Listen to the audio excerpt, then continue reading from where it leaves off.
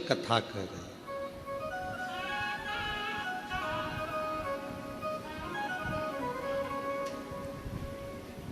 एक देवी, श्रीमद् देवी भागवत का ये चरित्र कहता है, एक देवी माँ ललिता अम्बा, एक ऐसी माँ जगत जननी जगदम्बा अम्बा दुर्गा भवानी, माँ ललिता अम्बा, माँ ललिता देवी, माँ जगदम्बा, ऐसी जगदम्बा जिनको प्रकट करने के लिए स्वयं भगवान विष्णु बेलपत्र की छांव में बैठते हैं, जिनको प्रकट करने के लिए स्वयं ब्रह्मदेव बेलपत्र की छांव में बैठते हैं, जिनको प्रकट करने के लिए स्वयं इंद्र बेलपत्र की छांव में बैठते हैं, बल बढ़ता। बेलपत्र के वृक्ष के नीचे एक बार अगर आपके मुख से श्री शिवाय नमस्तुभ्यम निकल जाता है तो समझ लो कि 68 करोड़ तीर्थ में बैठकर तुमने ये मंत्र जप लिया। 68 करोड़ तीर्थ में बैठकर इस मंत्र का जाप किया।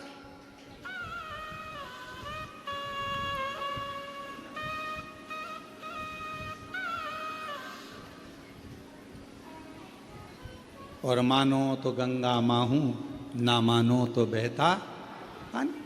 आप मानो तो शिव है, आप मानो तो जगत जननी जगदम्बा है, आप मानो तो आद्य शक्ति माँ दुर्गा है, आप मानो तो शिव की स्तुति है, आप मानो तो कुबेरेश्वर धाम के कंकर में शंकर है, और अगर नहीं मानो तो अपनी मर्जी। आपने माना वो मिला।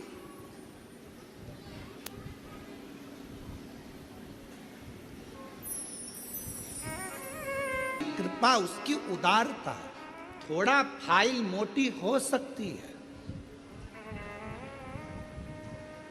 और जिस बेलपत्र के वृक्ष को लगाया था 25 से 30 साल पहले, उसी बेलपत्र के वृक्ष की छांव में आप कॉलोनी बनाकर उसी बेलपत्र की छांव में शंकर भगवान को बिठा रहे हैं और शिव की कृपा पा रहे हैं। ये उदार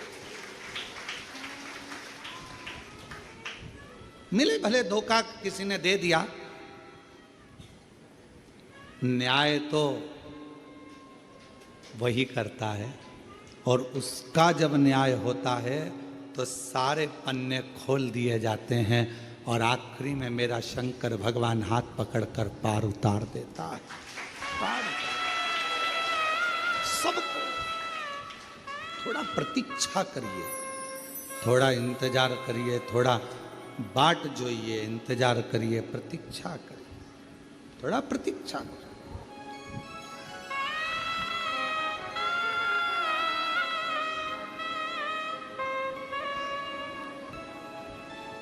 आज फिर आप लोगों से कहेंगे, जब कोई दुख आए ना, कोई तकलीफ आए, कोई कष्ट आए, बहुत बड़ी समस्या में घिर गए हो, बहुत तकलीफ में हो, उल्टे हाथ की हथेली पर बेलपत्र सीधे हाथ से उस पर रखकर शिव का स्मरण करें। नमस्तु श्री शिवाय, नमस्तु श्री शिवाय, नमस्तु श्री शिवाय, नमस्तु। फिर सीधे हाथ में बेलपत्र लेकर बाबा को प्रार्थना कर कर शिवलिंग पर समर्पित कर दीजिए। एक लोटा जल शिव को चढ़ाओ, प्रार्थना करो, विनय करो।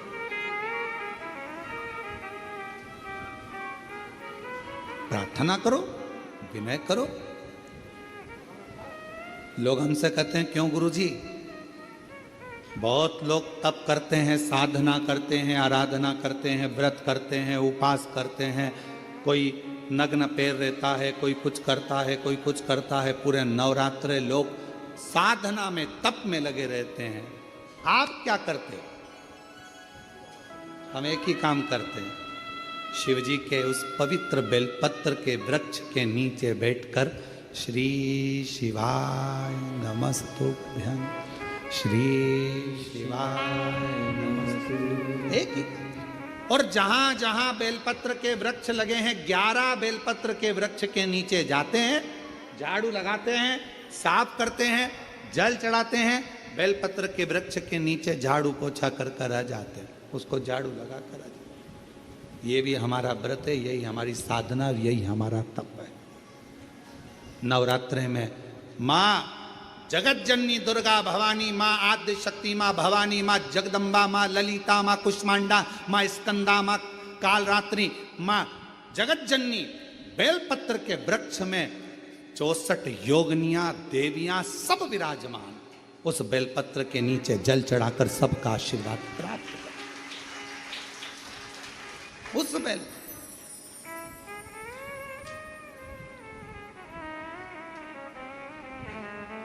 साधना का सबका अपना अपना तरीका है, हमारा तरीका यही।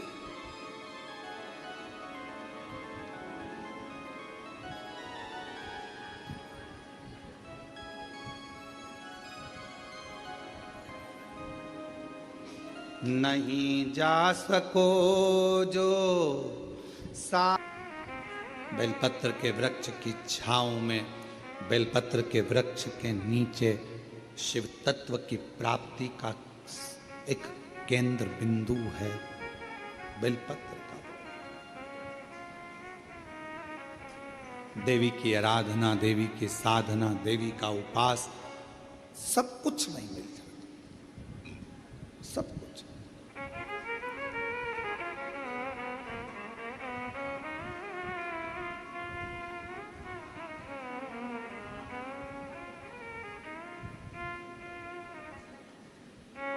बस एक ऐसा असुर भगवान श्री गणेश जी महाराज के द्वारा प्रकट हो गया जिसका अंत होना कठिन था। अंत होना, वो भंडासुर को कौन मारता, भंडासुर का अंत कौन करता?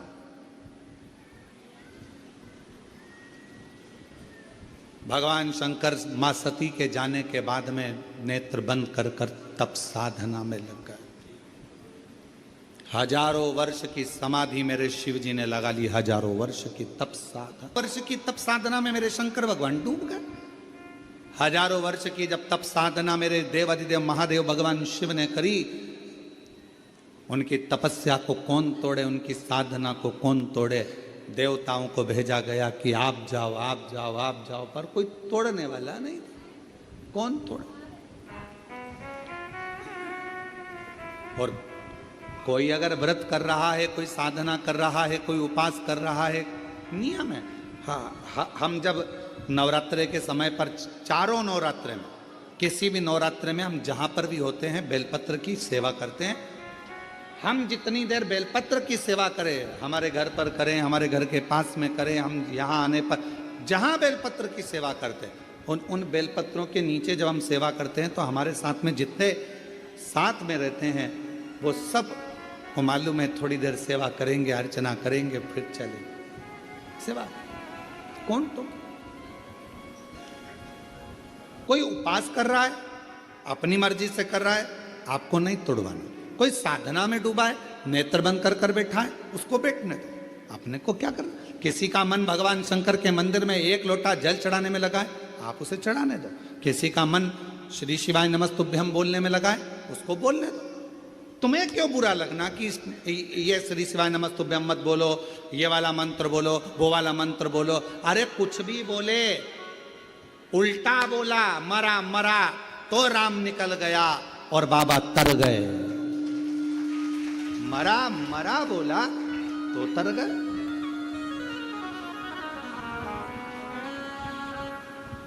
दिन भर लोग बुराइयों में लगकर श्री शिवाय नमस्तुभ्यम मत बोलो, ये मत बोलो। अब उनको कौन समझाए? तुम दुनिया को मना कर रहे हो कि श्री शिवाय नमस्तुभ्यम मत बोलो, पर तुम्हारे मुख से भी तो बोल रहे हो कि श्री शिवाय नमस्तुभ्यम मत बोलो। तुम भी तो बोल रहे हो। कितना कितना फल है श्री शिवाय नमस्तुभ्यम का। एक पत्र देखो, बेलपत्र चढ़ा कर लाती मंदिर में, आपके कहे अनुसार, बोले अनुसार बेटे को जल चढ़ाकर लाकर देती। गुरुदेव ऐसी कृपा मेरे शंभू ने हुई थी। जरा सी हम पर कर दो, जरा सी हम पर कर दो। जिस पर भी हो गई तेरी कृपा करुणा वो भव पार हुआ, भव पार हुआ। पापी हो चाहे जितना उसका भी बाबा उद्धार हुआ, गिद्ध अजामिल गणिका जैसे तेरे मन मन को भाए।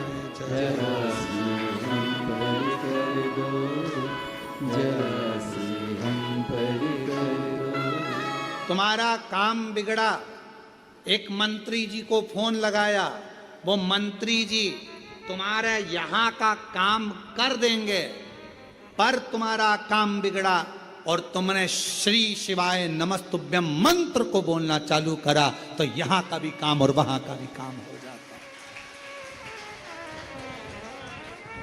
मंत्री केवल यही का काम करेगा और श्री शिवाय नमस्तुभ्यम मंत्र यहाँ का भी और वहां का भी कार्य करेगा।